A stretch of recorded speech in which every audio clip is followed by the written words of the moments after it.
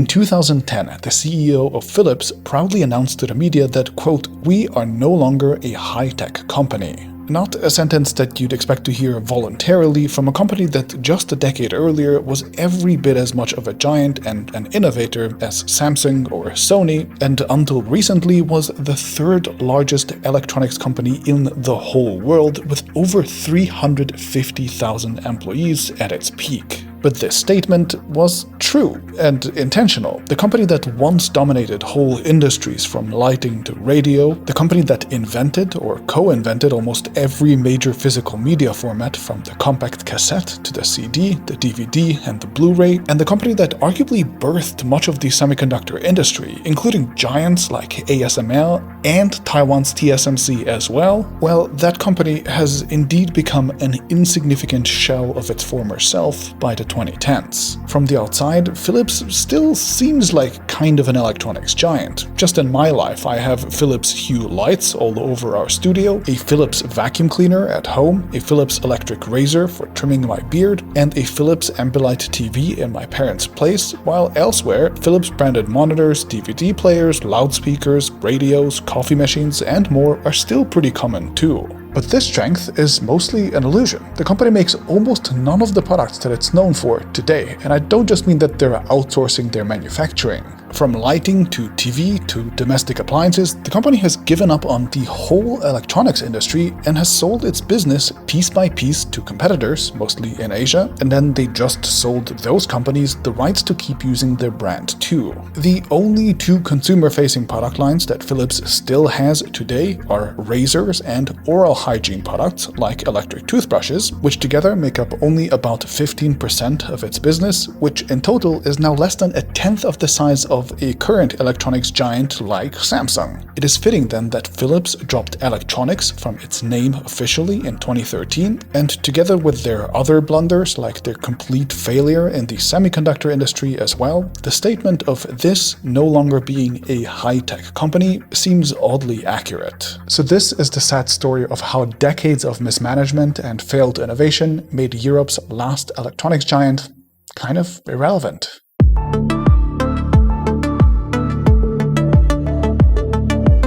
This video was sponsored by my streaming service Nebula and my very own podcast that I've been wanting to launch for years. More about that at the end of the video. Philips was founded in 1891 by the Philips family, and over these 130 years, the company has developed 5 very significant business units, each with a lasting legacy. As its logo indicates, the first business unit, which the company got its start with, was lighting, where they made things such as light bulbs. Philips slowly built its way to the top of this market by combining solid product quality with great marketing and aggressive business practices as well. In 1925, for example, Philips became part of the now infamous Phoebus cartel, together with competitors like General Electric and Germany's Osram and a few others, where the various companies agreed to come together and artificially increase prices while also lowering useful lifespans of light bulbs to a maximum of 1,000 hours. These companies basically invented planned obsolescence, and while the cartel was dissolved around the Second World War, Philips continued to grow steadily and became the largest producer of lighting products worldwide. The business remained relatively solid until the 2000s, when LED technologies fundamentally upset the economics of the industry, and Philips decided that they'd be better off just separating their whole lighting division into an independent company than they would be by figuring out how to bring it back to profitability. This is a practice that you'll see quite often from the company, and so in 2016, Signify was born as a new and independent company that carried on Philips's lighting business. And since its independence, it has significantly outperformed its parent Philips that so desperately wanted to offload it due to finding new major success in connected lights and the Internet of Things. Either way, Philips in the early days used the originally profitable business of light bulbs in 1914 to finance their so-called Philips Physics Laboratory, an extremely ambitious, dedicated research organization that acted much like the legendary Xerox PARC or AT&T's Bell Laboratories. With generous funding and thousands dozens of the world's best scientists, including even occasionally a visiting Albert Einstein, they developed many fundamental scientific breakthroughs, including the cornerstones of modern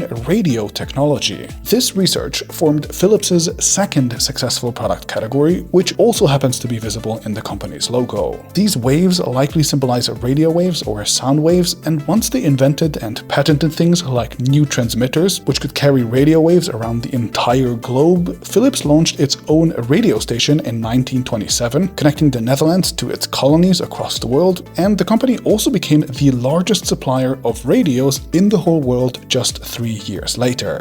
Then, off the strength of their radio business, they expanded even further into adjacent categories, creating, for example, the compact cassette, the first ultra-successful physical media format for music and speech, an especially good fit for their radio business. And Philips struck gold with this. Not only did they get to make cassette players and cassettes themselves, but also if anybody else made either, they got a license payment, and they kickstarted the whole modern mass music industry. So that was a huge deal, but after this initial success, cracks started appearing in the company's innovation. They practically invented the CD as well, but were hesitant to commercialize it as they knew that that would cannibalize their existing cassette business, and so in their hesitation, Sony caught up with them, and then Philips ended up having to share the format with the Japanese giant. And while that was still a huge success, their role in the next format, the DVD, was even smaller, while for the Blu-ray, they took a clear backseat behind Sony, despite contributing many of its innovations themselves. So Philips gradually fell behind, in part because they were too slow to keep up with the competition,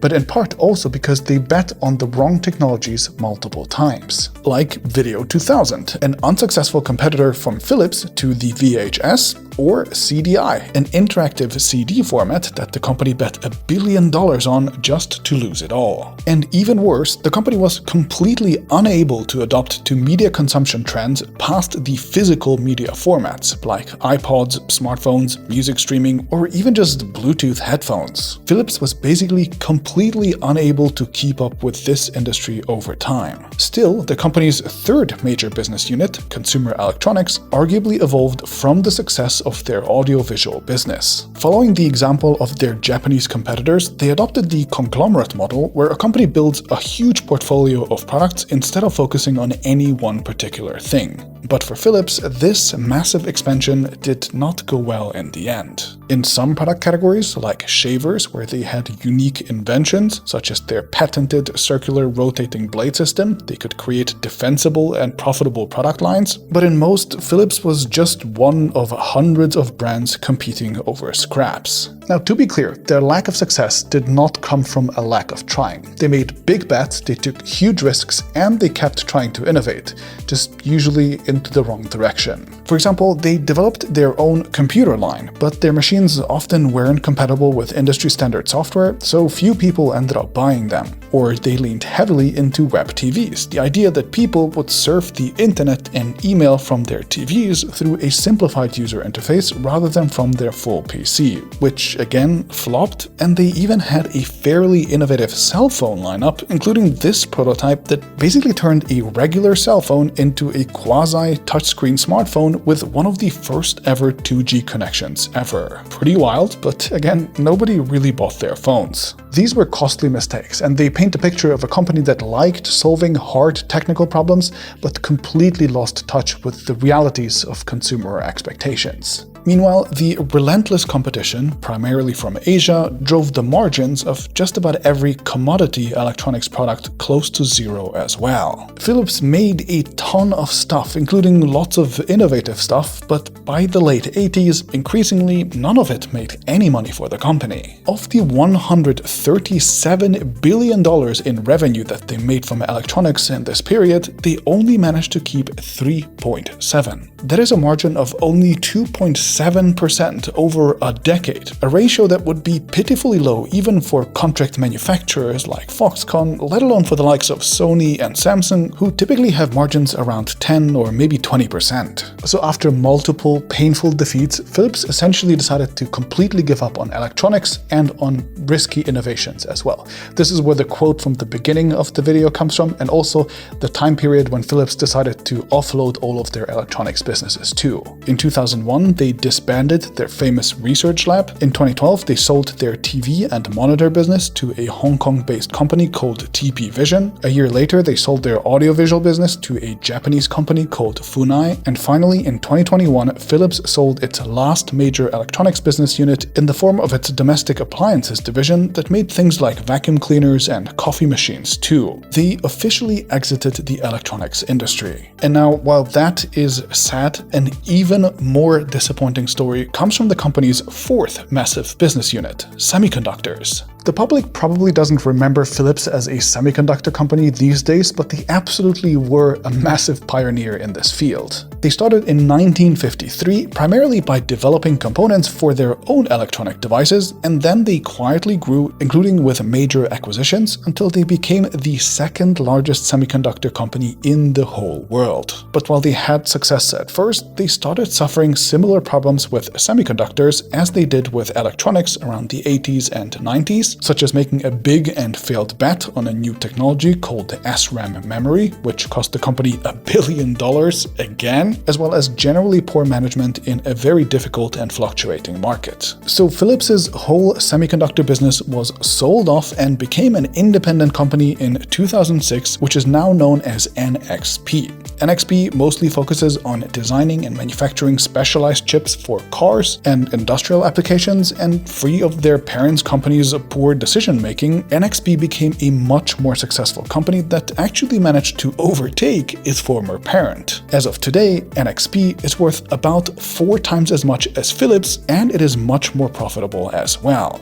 Ouch. But even more mind-boggling than NXP is that Philips essentially kickstarted both of the world's 2 most important semiconductor companies today, TSMC and ASML. ASML, the only company in the world that can make the most important machines for chip production, is today worth $266 billion, or about 15 times as much as Philips, and it is Europe's most valuable technology company by far. And it was Philips who started it, together with another firm called ASM in 1984. Their focus on lithography, or the process of using light to transfer chip designs onto silicon wafers, meant that Philips, the largest lighting company in the world with a sizable semiconductor business, was very well positioned to compete in this field. But as development took longer than expected and the market was kind of rough in those years, both of the founding companies decided to largely give up on the venture, and they sold it off to become an independent entity after just 4 years of operations. And this was done as part of the 5th major restructuring that Philips went through in those 2 decades. What a chaotic business. And as for TSMC, I've already made a whole dedicated video about them, which you should watch if you haven't seen it yet. But long story short, the Taiwanese giant is currently the world's 2nd most valuable chip company and is absolutely dominating the manufacturing side of the industry. The company had a rough start early on, struggling to find investors initially, and Philips was the only private company willing to take a chance on them. In 1986, the Dutch company helped TSMC get off the ground with money, key technologies, and of course access to ASML as well, and in exchange it got a 27.5% share in the new venture. Given TSMC's current valuation, that stake alone would be worth $121 billion today, or about 7 times as much as all of what remains of Philips combined. But just like with ASML and NXP, the Dutch giant exited its position and sold its shares early. In other words, Philips partially birthed the modern semiconductor industry, and they managed to incubate 3 of the world's most important chip companies, and yet they captured very little of the value that they created. How incredibly frustrating. And Philips's 5th and final big industry was healthcare tech. They got serious about this sector relatively late, especially in the 2000s, and the company found success primarily in imaging. MRI machines, CT machines, etc. Philips found that with an aging population, this industry was seeing steady growth, with safety and reliability being a concern. Price competition wasn't nearly as aggressive. With heavy regulatory protections, there isn't as much competition, and this industry is also less cyclical than semiconductors or consumer electronics too. This is a significantly smaller business than all of the other stuff that they were doing in the past, but it's a much more comfortable one, especially for a European brand with a long heritage and good government relations. So Philips decided to focus on this completely. Today, Philips sees itself primarily and completely as a health tech company. On the one hand, this is kind of a good thing. It gives them a clear focus at least, which might end up being a real benefit. But on the other, their actual performance here has been mediocre too, including having a massive recall just recently. And even in this field, their comfortable position might not be safe forever. The company itself notes that new trends like telemedicine or AI-powered diagnosis and more all threaten to bring a fundamental shakeup of this industry eventually too. And while Philips now at least once again invests a fairly ambitious 9 to 10% of its revenue into R&D, it is far from certain that that will be enough so that they don't oversleep whatever the next revolution in healthcare is, just like they have overslept similar changes in the music, semiconductor, or electronics industries in the past too. So Philips had it all and lost it all. This is a company that brought incredible innovations to the market and then fell on its face again and again. It failed to build successful, defensible electronics products like Apple's iPhone or Sony's PlayStation, leaving them to fight over scraps in an increasingly ruthless market. It failed to build a successful chip business, unlike its competitors like Samsung and Sony, and it failed to adapt to changing consumer preferences like those in the music industry again and again, too. Quite a tragic collapse. So that's sad, but I actually also have some good news. Next, I'd like to talk about my brand new podcast called The Friday Chill Out. After years of wanting to have a podcast of my own, we now have a weekly discussion with my researcher and writer Tristan, where we can go a little bit more in-depth on our thoughts on the technology industry, where we can discuss things like recent market reports or new technologies that we're particularly excited about, like Apple's upcoming non-invasive blood glucose monitor, for example. I don't like podcasts where people ramble on about their private lives forever, so instead in our podcast we jump straight to the analysis, and we also have a mailbag section where we finally get to have a real conversation with our audience. There is both an audio and a video version in the podcast. I love doing both, and we've done 5 episodes already, and the feedback has been phenomenal so far. And here's the deal, an ad-supported model for a podcast of our size simply doesn't make sense, so instead of trying to jam ads into the free version of the podcast anyway, we decided to have the entire thing funded by Nebula subscribers like you. And here's how that works. Nebula subscribers get the show early on Friday, and the video version is exclusive to them as well as a thank you for the support. Meanwhile, everyone else gets the audio-only version on Saturdays. You can check out all of the versions down in the description, and the next episode should be out very soon too. I would literally not know how to finance this podcast if it wasn't for Nebula subscribers, so if you enjoyed and if you want to keep listening to it months and even years from now, then please consider using my link down in the description to sign up.